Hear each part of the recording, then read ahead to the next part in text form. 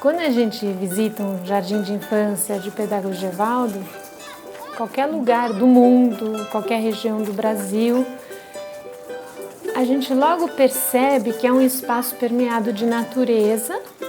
E quando a gente entra na sala de aula, a gente fica assim, mas eles brincam exatamente do que aqui? Quais são os brinquedos? O que tem para brincar? Né? Isso muitas vezes são perguntas de pais.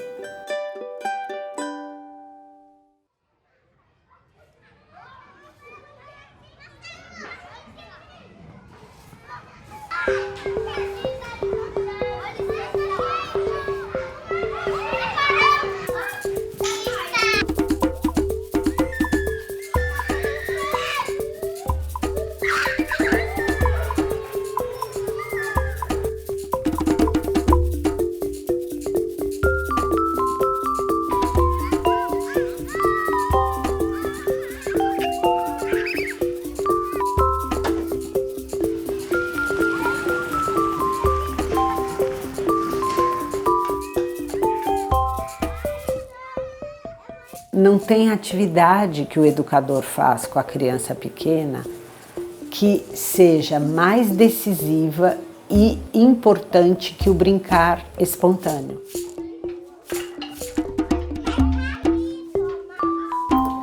Essa brincadeira espontânea, que a gente está chamando de espontânea, que a gente também chama de brincadeira livre, né?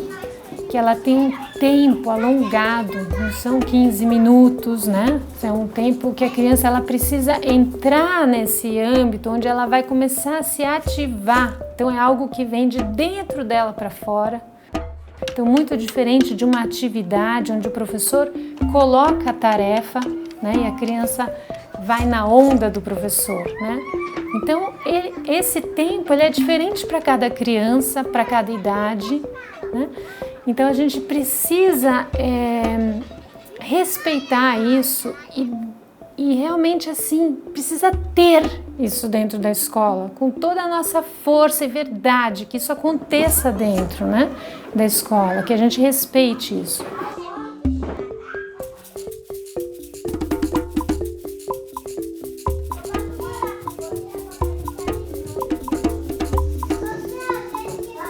Para você ser espontâneo, você tem uma entrega, você tem uma confiança, seja no ambiente, seja nas pessoas que estão ao seu entorno. Eu vejo essa relação.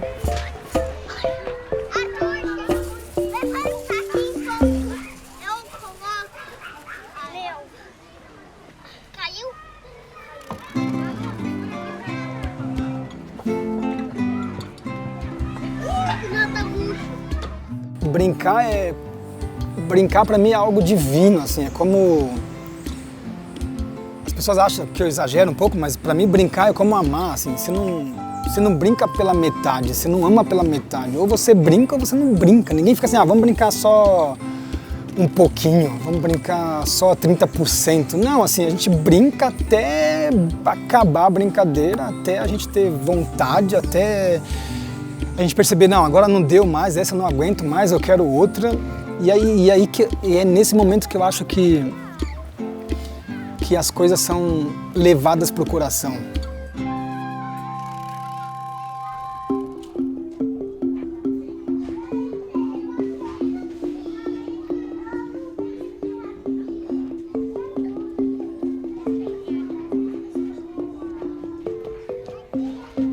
Eu acredito muito que a criança ela chega com uma força interna, né? Um desejo, e essa força vem do desejo e desse amor de estar aqui. Então, uma criança que está viva, a partir dessa primeira expressão, estou aqui, ela descobre o que tem ao redor dela como grandes margens do seu fluxo de vida, que é o espaço e o tempo. E no espaço, o primeiro espaço que ela tenta habitar é o próprio corpo. E tentando habitar no próprio corpo, a criança vai devagarinho se sentindo em casa porque se torna hábil no corpo.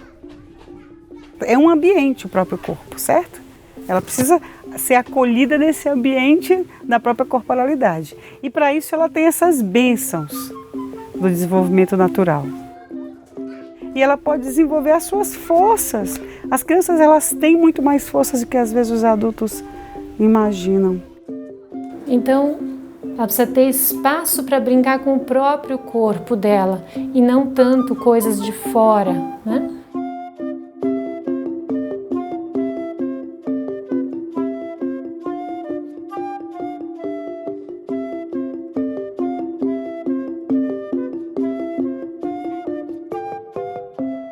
Depois ela precisa entrar no ambiente da natureza. Essa criança começa a experienciar. E o que a gente não pode fazer é impedir que ela tenha experiências seguras e bonitas com essa natureza.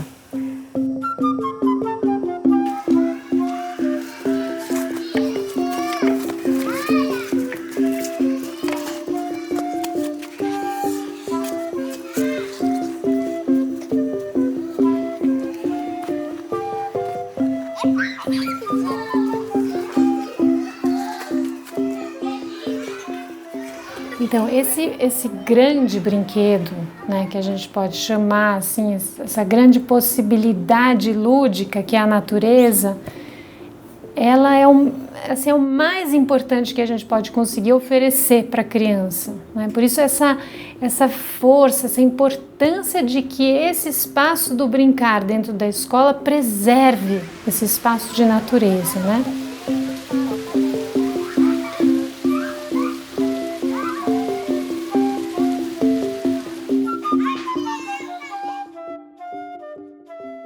No ambiente externo, esse convite que a natureza faz, né, é um brincar que convida a um movimento amplo, a correr, a saltar, a se balançar, a pegar coisas pesadas e deslocar.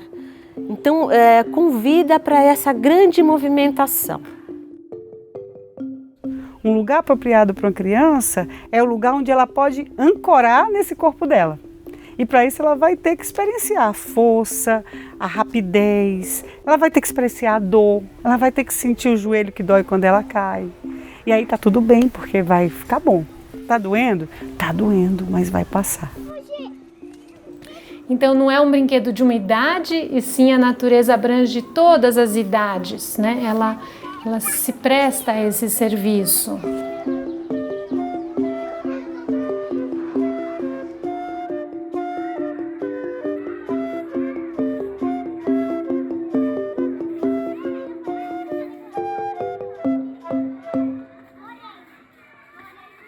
E tem um outro ambiente que é o ambiente do outro, da outra pessoa, dos adultos e das outras crianças.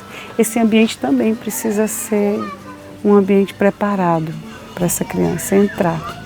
Eu tô fazendo o quê? Deixa eu ver. Ah, galera!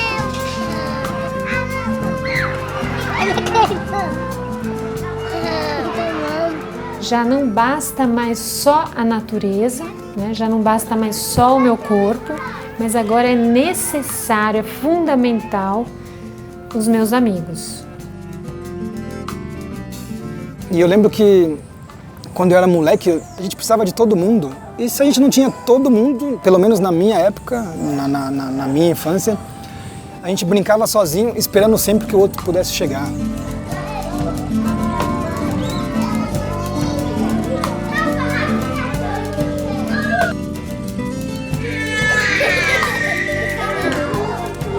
Melhores amigas para sempre.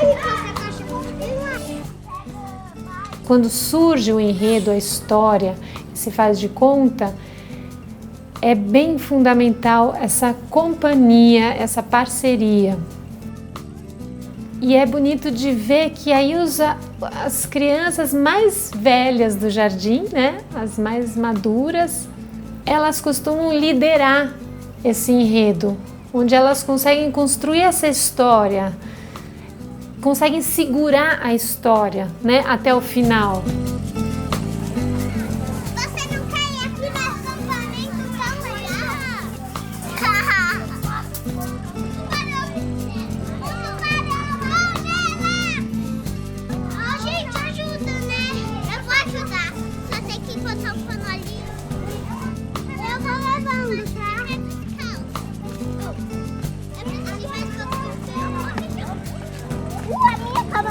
rosa. Aí pode tirar uma caminhoninha e dormir juntos, Estera. Tá bom? Quer que eu faça uma coisa? Eu faço uma armadilha aqui pro lobisomem. Pode fazer. Pega uma corda, amarra aqui. Tereza, boa! E botar fora. Finge que quando todo mundo tá dormindo, a gente acordava e a gente saía pra caçar. Boa noite, todo mundo. Boa noite.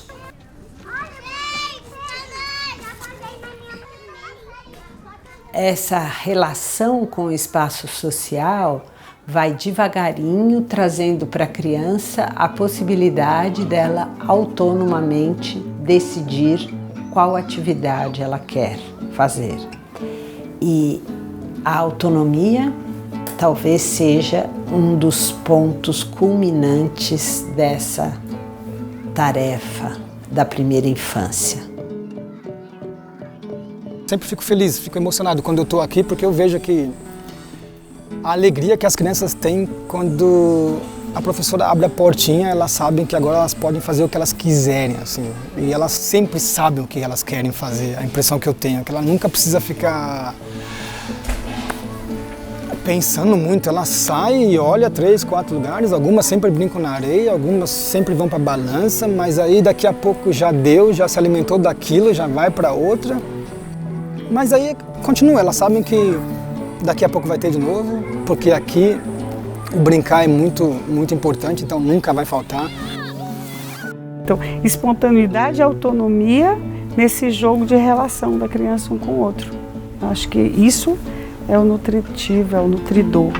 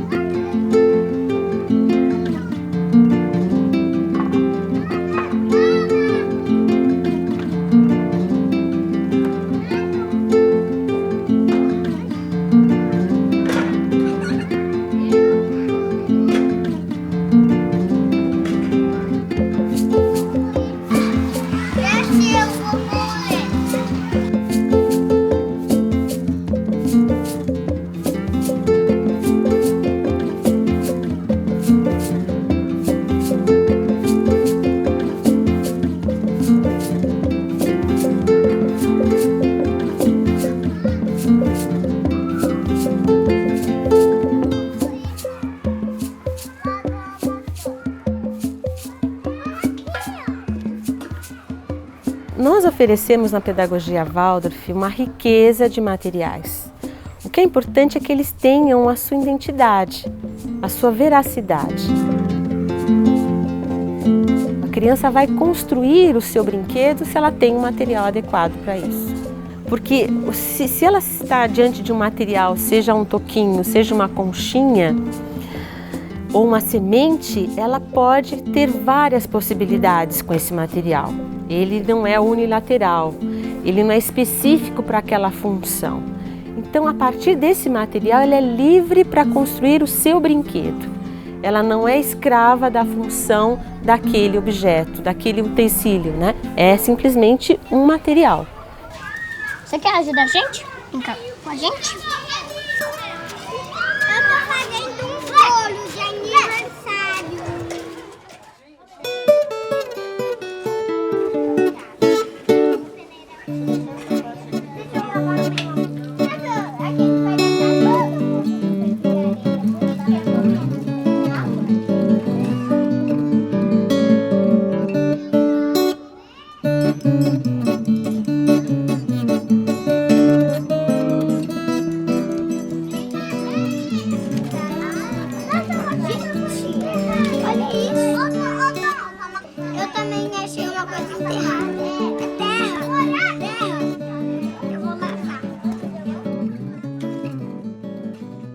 Engraçado esse nome brincadeira, né? Porque na verdade não é brincadeira, né? É a vida, é muito sério.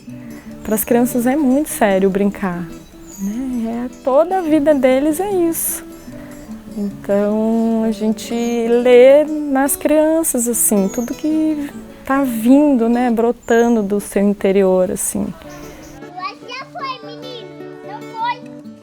Então Oi, gente, olha o quadro de espuma! Uma cachoeira apodrecimento, né? Vou pegar. Uma ilha. Isso, uma ilha. Precisa de mais lama. A concha... Uau, nenhuma lama escapar. A concha dele tá secando, precisa de mais gosma. Que muitas vezes o adulto chama de faz de conta, mas para a criança não é faz de conta, né? Ela tá brincando de verdade daquilo, eu tô fazendo de verdade comidinha. Então é tão de verdade que essa verdade transborda, né? Eu posso oferecer ela para todos ao meu redor, né? Que delícia de comida! É, filha, é macarrão.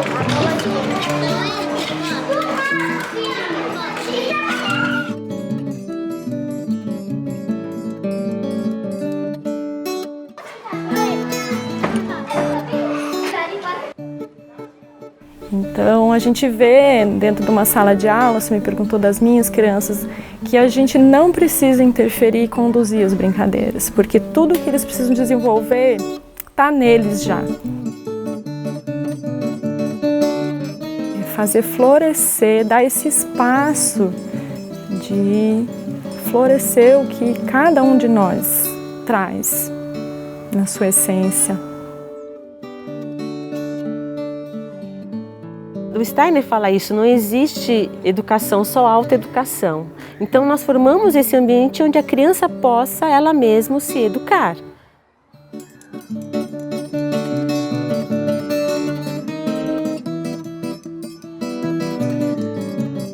Quando ela cria a sua brincadeira e é conduzida por uma imagem que partiu dela, ela é a senhora de si, né? Dessa construção. Ela também é a responsável. Por isso que a professora devia estar muito atenta nesse momento que a criança brinca espontaneamente, mas sem interferir, né? Não deixando esse espaço mesmo livre da criança, mas atenta, prestando atenção na proximidade desse brincar.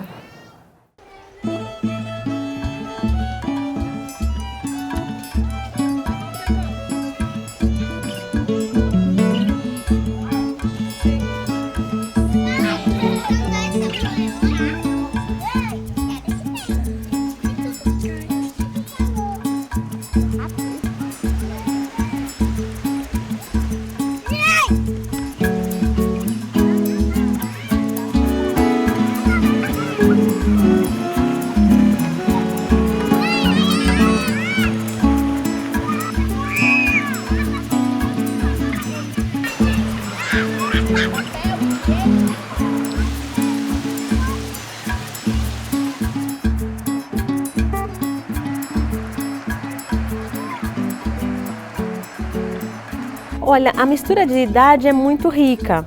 Forma-se, na verdade, uma grande família. Tudo de uma forma natural é que esses mais velhos cuidam desses menores.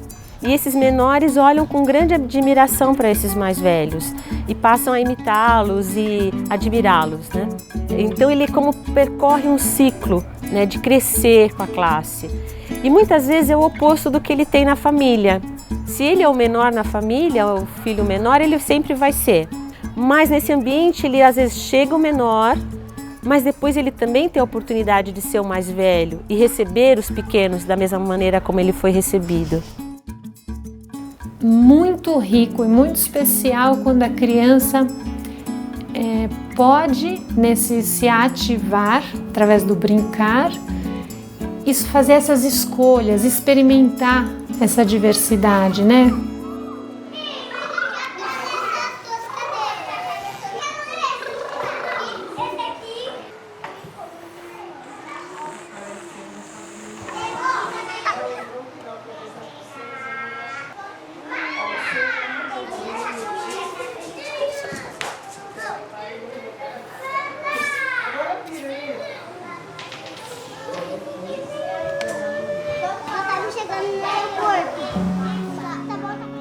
A margem do espaço vai do espaço físico para o espaço social e para o espaço interior, quando a criança contempla coisas e a partir da contemplação percebe que ela tem um mundo próprio na sua vida interior. E é bem interessante que muitas vezes as crianças mais sensíveis ficam muito felizes quando os adultos ao redor são capazes de silenciar. Ela tem a possibilidade de perceber nesse silêncio um pouco da vivência de um casulo para poder penetrar no seu mundo interior.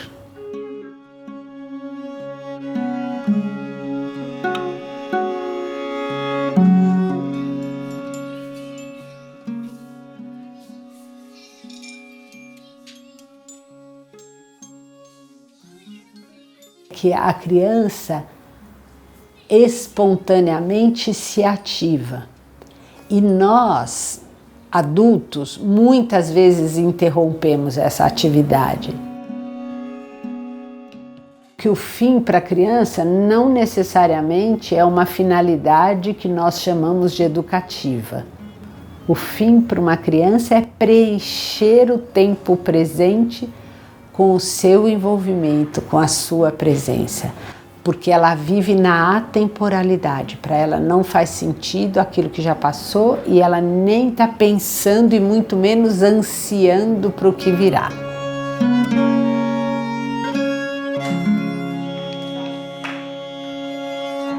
O adulto, o professor, ele precisa estar muito aberto para olhar esse brincar com aqui e agora. Um momento presente. Então você tem que estar muito presente, né? Então o adulto ele não está brincando com uma criança, mas ela está com aquele fio que ela sabe quem está brincando até nas costas dela.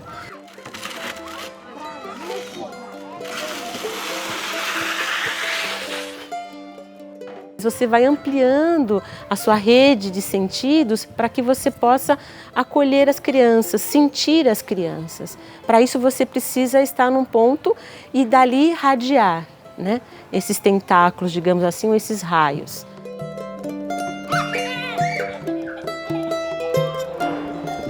Olha, tem uma teia de areia. É verdade? Nossa. Quando um adulto está vivendo com uma criança, com várias crianças, como no Jardim Waldorf, ele tem que despir uma capa do moralismo. Porque se ele começa a querer enquadrar todas as ações da criança no bem e no mal, ele também engessa esse lugar que a criança pode experienciar. Na brincadeira é muito certo quando é justo. Eles têm essa capacidade, sabe? E quando é feio, eles também sabem por que é feio. E às vezes eles fazem a brincadeira do feio, de fazer o que não é tão bonito de ver, mas faz parte dessa experiência deles de estarem na carne, de estarem num corpo, de estarem no mundo.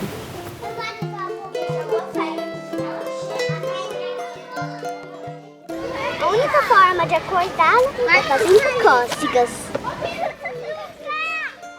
Para que a brincadeira funcione, tem algo que exige que eu perceba o que é que o outro também é capaz, o que é que o outro suporta.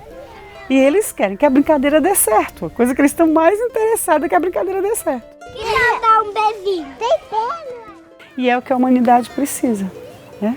Como é que a gente vai conversar com o diferente se a gente não brincou? Se a gente não teve essa possibilidade quando criança? Então, falar de tolerância e não dar espaço para brincadeira, fica vazio.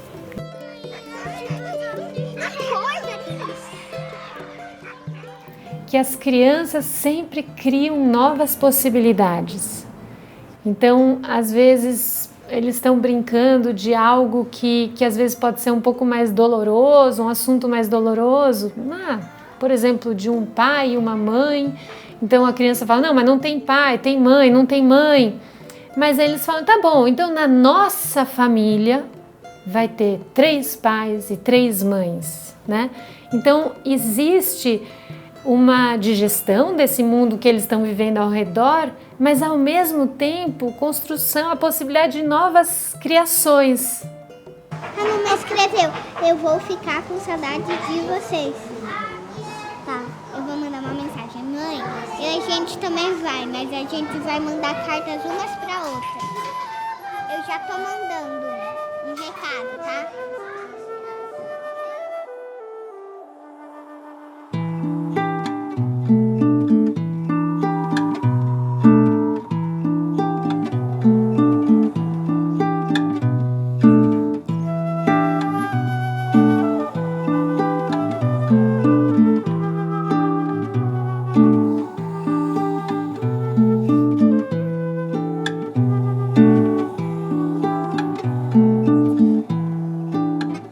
Uma das maiores conquistas que a gente percebe, poxa, essa criança tá plena, né? Brincou tudo que tinha que brincar, tá pronta para novas conquistas, né?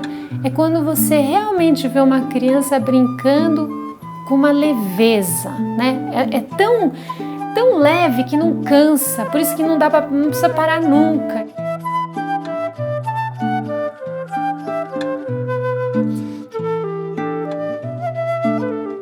A partir dessa qualidade de leveza é poder ter autoconfiança de que é capaz, de que essa casa lhe pertence e que ela é capaz de fazer muitas outras conquistas pela vida fora.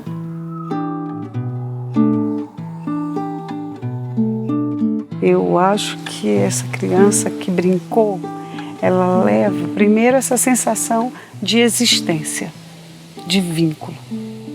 Eu estou em mim. Uma criança que brincou muito, ela tem organicamente uma memória, sabe? Que não é uma memória que são com frases de efeito, mas ela tem no músculo e no osso dela uma recordação de se sentir plenamente ancorada na vida. Isso é uma memória que fica no organismo como um todo. Isso é memória de saúde. Então é uma saúde que ela abrange todos os aspectos. A saúde física é uma memória que fica no teu coração, na tua emoção, porque essa memória da felicidade, essa memória do encontro com a terra, e é uma memória de si mesmo. Eu sei que eu posso. Então eu acho que o que fica para uma criança que brincou, essa sensação de felicidade da existência. Quando a criança brinca, ela se sente viva. Ela sente a vida em todos os seus gestos, em todos os seus atos. É muito bonito a gente acompanhar isso assim. Eu tenho muita gratidão por ser testemunha, né? De ver como elas têm esse amor pelo entorno, como elas são ricas.